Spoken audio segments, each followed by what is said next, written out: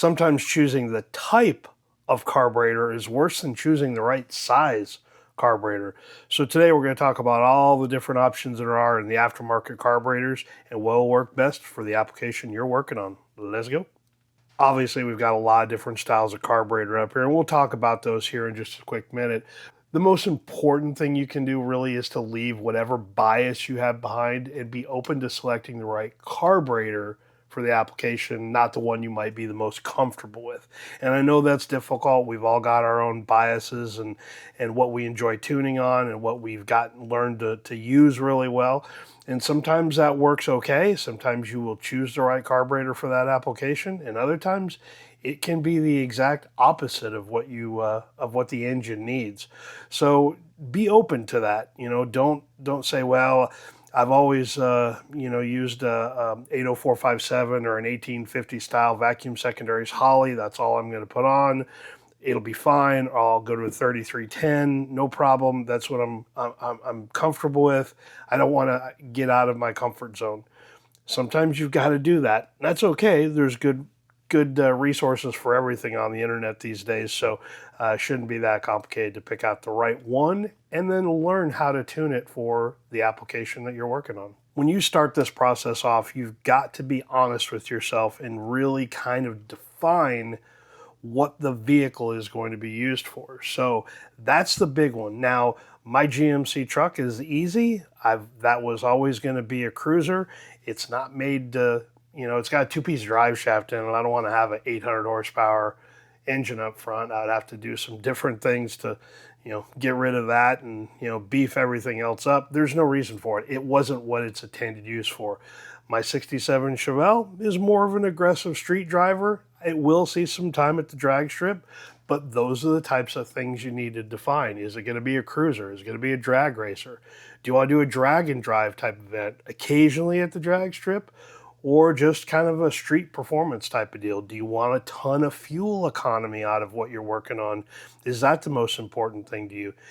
It's really, really a good idea to sit down with pen and paper and just write all those things out. This is what I want. This is what I don't want. And that's completely good, because once you do that, it helps you clarify really what type of carburetor you should be targeting after for the application you're working on. Horsepower goals is another really good one to start on or look at. If you've got a 300 horse application and that's all you're interested in having it run, fine. Then you can kind of start to break down where you're going to be for the type of carburetor. If you're looking to make 4, 5, 6, 800 horsepower, you're going to need a carburetor to deliver that type of fuel and air to the engine to meet that demand. So again, very, very critical one to write down. It's certainly one that I would add to your list of things, and be realistic in it. A lot of times some of that comes down to budget. We've all got big aspirations, but sometimes, our budget says, well, you probably can't get to that 1,000 horsepower, but I can give you 700, no problem.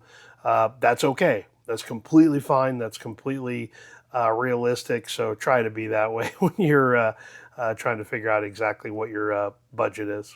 Now, this one's pretty easy because some people really pretty much know this right off the bat. But if you're going to put a power adder on there, turbocharger, blower, nitrous, all those I consider in that family, and they're certainly important with understanding how you want to deliver fuel to it.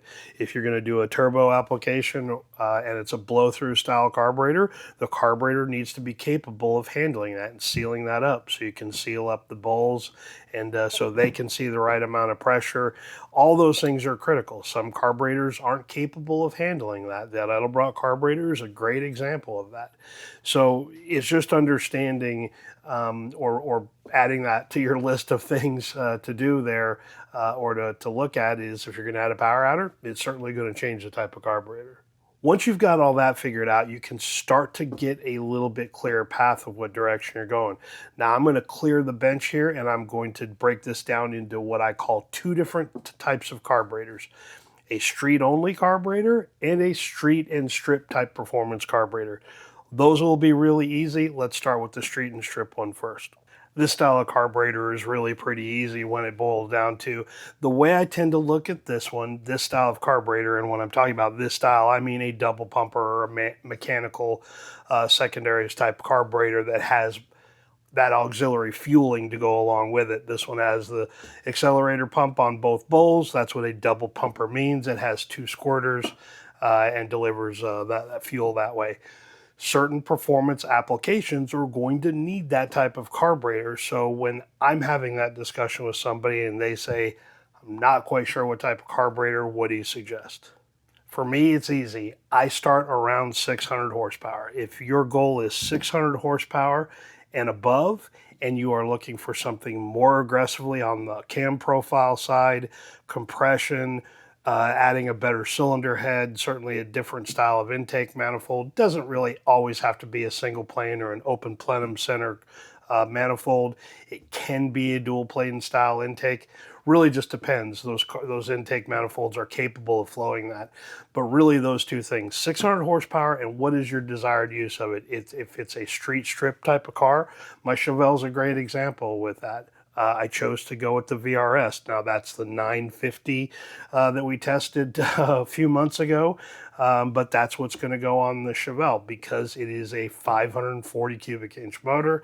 It has got a fairly aggressive cam profile, and it's going to need fueling a little bit differently for what I'm asking out of the engine. Both those styles of carburetor in that kind of Frankenstein that I put together that's got a multitude of different styles of product with it. Those, again, are very, very important to helping deliver the right amount of fuel. That's all we care about at this point. Now, for me, I grew up with these. I grew up with double pumper Holleys from the late 80s when I first really started working on my own stuff and making my own decision on things. So I'm very comfortable tuning that style of carburetor. No problem. Some folks are not, and that's okay. But if that's what you're going to build, then be ready to step out of your comfort zone and choose the right style of carburetor for what you're going to use it for. The other thing I really like about a 4150 style carburetor, obviously, is the volume of fuel that it delivers.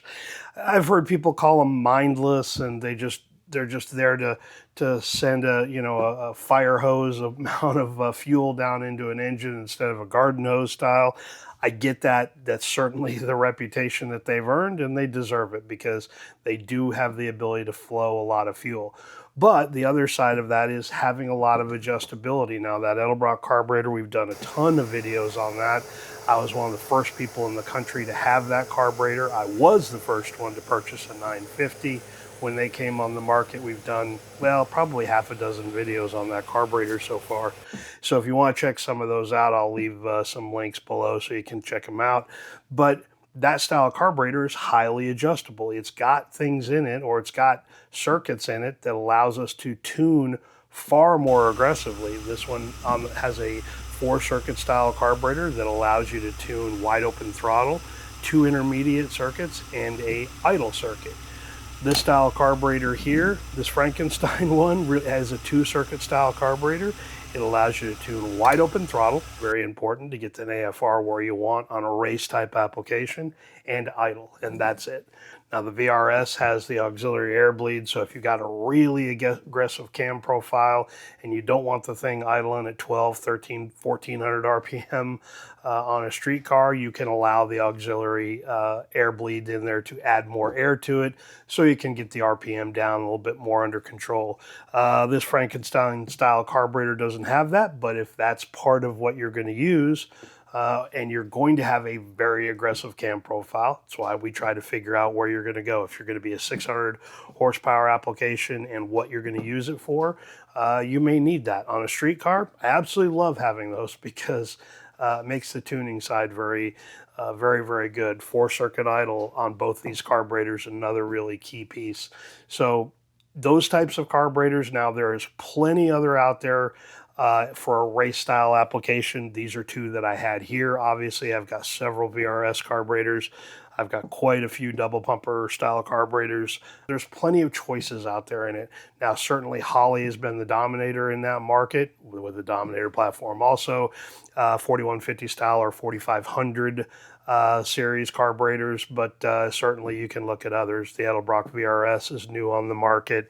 Proform makes a pretty decent carburetor if you're willing to do that, and then all the other Holley brands as well too. So those are actually the easiest ones to really look at. That 4150 style carburetor or 4500 is really pretty simple. You've got a lot of choices in CFM. You've got multiple different ways of how they deliver it. Certainly we talked about the circuits and the auxiliary air bleeds. Those are all really good things. So as you start to look at it, now understand that these types of carburetors generally are far more expensive than a street style carburetor. So just plan your budget accordingly so you know that you can afford it when it comes to time to buy that carburetor.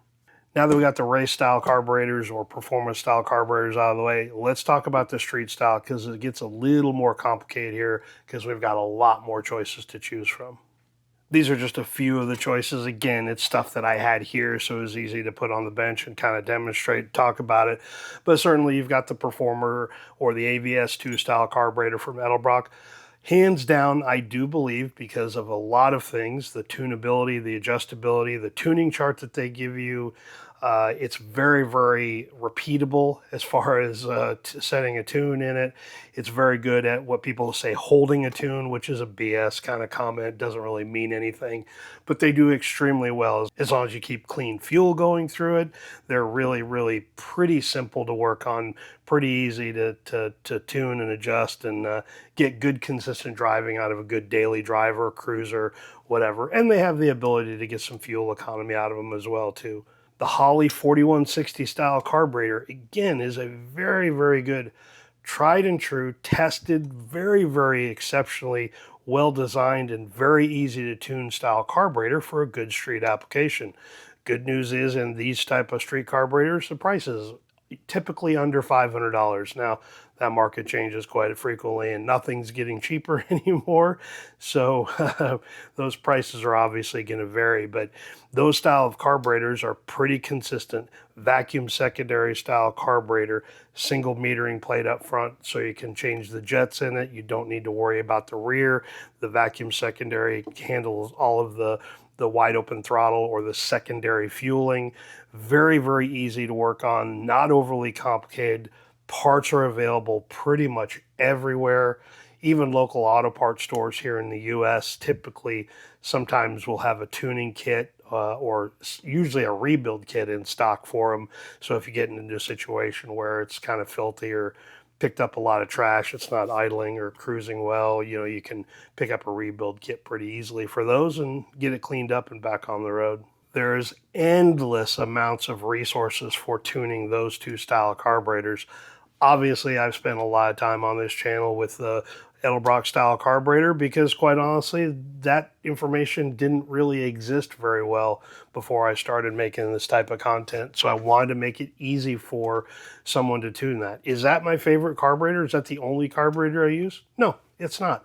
I just happen to make a lot of those videos because there was a void in the marketplace and I saw a need for people to understand how to tune them. And they're very, very simple. So that's really why you see a lot of that on my channel. But I still work on quite a few of the Holley 4160 and 4150 style carburetors. The only one that I don't deal with a lot because it is to me, I don't say it's I wouldn't say that it's because it's, Holley's making them offshore now and they're not as good as they used to be. I don't think they were ever very good. The thermoquad style carburetor does okay. Am I completely sold on the way it delivers fuel and air? No. Are there the same amount of tuning resources for this carburetor than there are those? No. Now, partially the reason in that is because this carburetor isn't very popular. You don't have a ton of people using that style carburetor. So you don't have all of the different resources that you have with it. But internally, the pickup tube for the accelerator pump, I absolutely hate that thing. I've had more carburetors with that problem over the years. It's hard to even fathom. I'm not a huge fan of, but I don't dislike having a 3-valve type of deal on the throttle body. I don't like the idle circuits on here, but again, not a knock on the carburetor. For me, I just feel that there are better choices out there for a street carburetor than this. But if this is the style of carburetor that you're most comfortable with and it fits into your application, by all means, use that style carburetor. Same goes with a Quadrajet. Same goes with any of the Ford replacement or factory style carburetors from the, the 60s and 70s. If that's what you're good with and that fits into the horsepower demand and the application that you're using on, no problem, use it. I guess really the last thing to reiterate on these street style carburetors is, yes, they have the capability. You can put an AVS2 or a performer style carburetor on a draw through setup for a blower. Is it the optimum carburetor for that application? I don't believe so. Not generally anyway. Can it be done? Yes. Can you get a decent AFR out of it? That becomes the tough side of it. They're a little limited on the fuel size. The bowls are very small in those carburetors because they're not meant to flow a dominant style of fuel that the race style carburetor or any of the big bowl Holley style carburetors have. They just don't have the volume to keep up with it. And sometimes in those applications, now if you're a 671 style blower guy, but it's a cruiser, fairgrounds cruising type of deal, then a dual carb setup on one of those may work just fine. But is it the best choice for the application? That's really up to you to decide of what you want to do and how frustrated you want to be with it, and what you feel is the best choice for you personally. Would I run one on a blower application, a draw through style application? Probably not, but really it all depends. It goes back to those questions that we asked. What's the horsepower level? Honestly, a lot of those are not really they don't have a lot of boost that most folks put. If they put a 3-pound pulley on there, it's typically a lot of boost, and they don't care. They're not trying to make 800 horsepower and do 5-mile long burnouts in the thing. They just want to cruise it because they like the look. And if it's a 3, 4, 500 horsepower application, then maybe the AVS2 or the Performer Series carburetor works on there just fine. It just really all depends. Same with the vacuum style or vacuum assist or vacuum secondary style carburetors from Holley. Sometimes they're just not the best ones for that type of application, and a double pumper style carburetor, because it's not so incumbent on how it draws vacuum through the engine to activate the secondaries in the carburetor. Sometimes they're not the best choice. But if you stick true to those things that we talked about at the very beginning, the type of application, horsepower, and what you're going to use it for, you'll generally find the right carburetor for what you're going to use it for. That question of what style of carburetor to use, I get asked very frequently, and it was just time to do a video on it. It's hard to type all of that out in a response to someone. I have no problem with really long-winded responses to people. I've got no problem. I enjoy helping people that way. So for me, it's not that big of a deal, but I think this will help at least give you some ideas of what to look at. Now, I would strongly encourage you that once you watch this video, go watch my video on how to choose a CFM, because I think that's just as important as well. The two go hand in hand, and sometimes they don't work together very well. But generally, with all of the styles of CFM that these carburetors have, you can probably find the right carburetor for your application, and then it's just time to get down and learn how to tune it, or get to adjusting something that maybe you've done over and over through your life. So if you got any questions on carburetor style, please don't hesitate, leave them down below. Love to help you out on that. If you've got something out of the video, please give me a thumbs up. I always appreciate that. But definitely go watch that other video on CFM. That's a good one for you to look at back to back, because it'll give you both sides of the equation and kind of help you figure out what the best route is to go for you. I hope you guys have a great day. We'll catch you guys on the next one. We'll see you.